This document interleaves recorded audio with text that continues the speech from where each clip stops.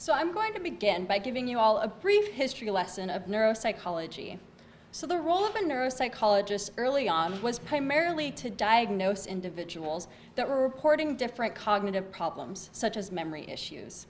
However, as the medical fields evolved and imaging techniques have improved, the role of a neuropsychologist has shifted from diagnosing to now answering questions as to how everyday functional abilities are impacted in individuals with different cognitive disorders.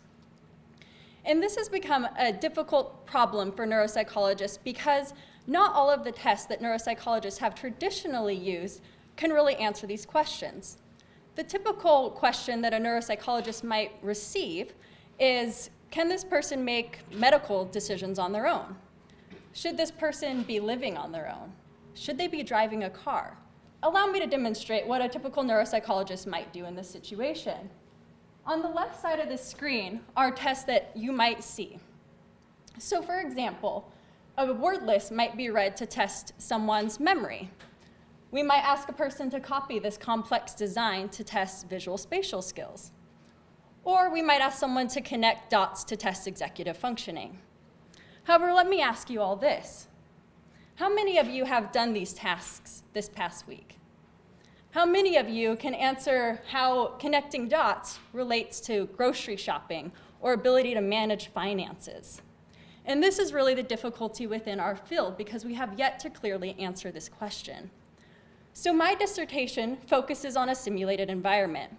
So if you shift your attention to the right side of this screen, you'll see pictures of a simulated environment within a hospital setting.